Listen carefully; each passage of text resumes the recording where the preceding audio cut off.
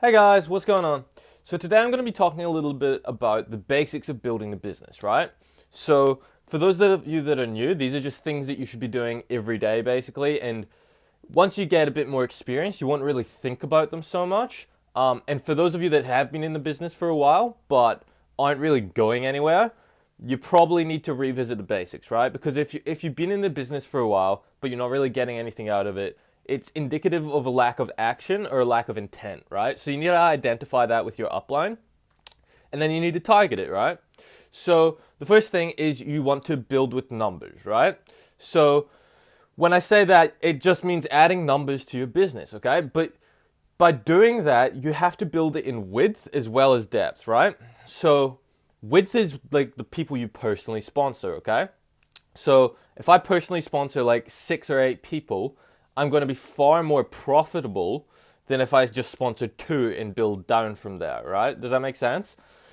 Because by building depth, you're pretty much creating more direct duplications, right? So if you think about Chinese whispers, what goes into the first person's ear is very different from what comes out the last person's ear, right?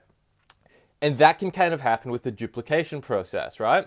Like it definitely works, and they're always going to get the basics and the principles right, but sometimes it's just not as effective. Okay? So by sponsoring more people, you have more direct duplications, and they're going to be more efficient and more effective. Not only because they're direct duplications, but because they have your direct ear and you're the upline, right? So that is kind of through building width, you're going to build profitability, and then by building depth, you're going to build security for your team, right? Because no one is going to quit on you if they have a team of 80 people below them, right? That's just like common sense. Why would you ever like that? That's a passive income right there. You know what I mean? So you want to build with depth and you want to build with structure, right? Structure is profitability, and then depth is your security. Okay, and when you're building the business with or depth, you want to chase structure, and you will build volume, right? So by this I mean everyone that gets in, you should be on a ditto, and everyone that gets in below you with their depth will have a ditto as well. Okay, and by doing this, what's going to happen is so say you have 100 people total below you, right? And you're all doing 200 PV on the first of the month for your ditto, right? What's that? That's like 2,000 PV right there, right? In a business, right there. So just by duplicating your own habits and your own like buying habits, you've created through structure volume or in your business. Okay, so chase structure and build volume, right? So a little more onto like the belief and the attitudes type of thing. So belief isn't a given, right? We have this thing where when we hear someone talk about belief in building the dream, we think it's just expected, right? Like it's just like I can think of what I want and then I believe that I can have it. No, that's conceiving of a dream. Conceiving and thinking of a dream is like it's really easy. It's the easiest part probably. But actually building the belief that that dream is achievable to you, that is so much harder, right? That takes like day and night reading your goals and envisioning yourself where you want to be, right? So building belief, it's probably the hardest thing in this business, right? Because once you build belief of your dream, everything's easy because you have a goal in mind. You have somewhere that you're going to be, right? No one ever starts something without knowing when they're going to finish or what they're finishing to, right? So this is kind of the same. You need to have the dream so you know where you're going to finish and what you're working towards, right? So yeah, you got to build your belief, and then thinking about like association, right? Association can help with your belief. If you're around a lot of positive dream building people, that is going to help your belief enormously, right? And so the way I tell people to think about association is like if you've got kids, think about your kids, right? Who they hang around with is who they're going to become a reflection of. Okay, so like my parents always used to say this to me. They used to be what was it? It was fly with the crows and you'll get shot down with the crows, right? And it basically means don't hang around with the wrong crowd because you'll get mixed up and you'll be doing the wrong thing. And if you're not doing the wrong thing, you'll still be seen to be doing the wrong thing, right? So association is incredibly important, right?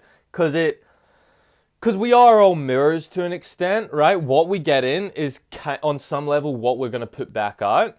So it's important that what we bring in is positive people, right? So we bring in positivity by surrounding ourselves with positive people. So that's like your uplines. Association is through CDs and books, right?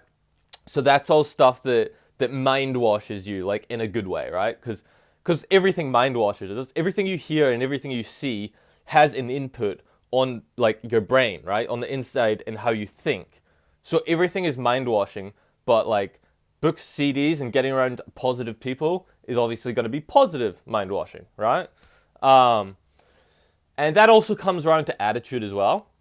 So the books, the CDs, and association, it doesn't just help with like it's not just about the association. It's about the attitudes that you get instilled from the association as well, right? So those are like optimism, and just like financial like effectiveness in planning and stuff, you know? And yeah, then you got inspiration or dreams, right? So I said it before, we don't really start anything until we know like what the end destination is, okay? And having inspiration, having your dreams clearly defined with a time restraint, with a time like limit, it really like cements in like where you're going, right? Especially if you're reading it every morning and every night, like you should be, okay? And then there's commitment, right? So there's only really two things that you actually need to commit to. Like you should be committing to more, but there's only two things that you really strongly need to commit to, right? And that's just showing the plan and PV, right? Because we are a business at the end of the day, and basically, like, we need to move product, right? So, and that's what makes you profitable. So if you're on that ditto and you get everyone below you on that ditto, then you're committed to the PV already, right?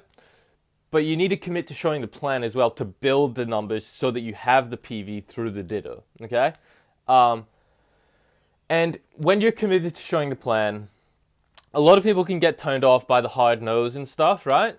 But you just need to remember, every plan you show is one plan closer to you being a diamond, right? Like that's another plan you don't have to show before you're a diamond, okay? And the hard nose they're few and far between. Most people are polite even when they're saying no to you, right? And then you also need to commit to the pattern, right? So the pattern is basically the dream, having commitment, the list, contacting, inviting people, showing the plan and the opportunity to people, following up to people, and then you counsel with them, right? So I've talked about the dream, I've talked about commitment. The list is obviously like you've got your A, your B, and your C list. So your A list is close family and friends, right? So this is kind of to get your toe in the water and get you a feel for it. But these people are generally negative because they want the safest thing for you. So keep that in mind when you're showing them, but still show them with an expectant attitude that they're going to get in, right? And then you got your B list, which is like friends and acquaintances, like loose friends and acquaintances. And that's like your doctor, like an old teacher, stuff like that, you know? People you don't really have a relationship with, but like you know each other, does that make sense? And these people are going to be more likely to get into business for sure. So you still have to go with that same expectant attitude. And then you got your C list, right? And you're definitely going to sponsor the most people from your C list for two reasons, right? Firstly, it's your biggest list because like unless you're like incredibly popular, you probably don't know more people than you do know, right? So it's going to be your biggest list. And it's also a chance to reset standards, or set standards, I suppose. Because with your A and your B list, they kind of have an idea of the type of person you already are. But your C list, you're able to set the standard that you're a professional from day one, right? And it goes to... It's almost edifying yourself indirectly, right? Just through your behavior and the way you dress, the way you compose yourself, you kind of present something far better, right? And the people that like you already know would kind of know, oh, you've changed. Like this isn't you, right? So they would still take it on board, but they would be hesitant, basically, right? Yeah. So then you've got contacting and inviting. I've talked about that before. Um, Showing the plan, follow up, and then counseling, right? And then the last step of that is to promote all those steps and then duplicate and teach people how to do it. Because at the end of the day, all we're really trying to do is get people to change their buying habits, right? And then teach people to teach people to change their buying habits, right? And that is literally how simple the business is. I just find it wild that that's how simple the business is to make an incredible passive income. Like that's all you have to do, right? Yeah. So some last thoughts is just we have to think about the power of thought leadership, right? So our thoughts actually have an enormous impact on us, and that's why CDs and books in association, it's like a replacement of our thoughts with more positive thoughts. It's only for an hour or so, but like that effect is enormous. So imagine if you could create positive thoughts on your own all the time, right? Like it would be immense, right? So thoughts basically impact on our actions, right? Like you can understand that, right? And then from actions we get results, or we don't get results from a lack of actions or the wrong actions, right? But then whether or not we have results impacts our thoughts, and then it just goes on and on and on, right?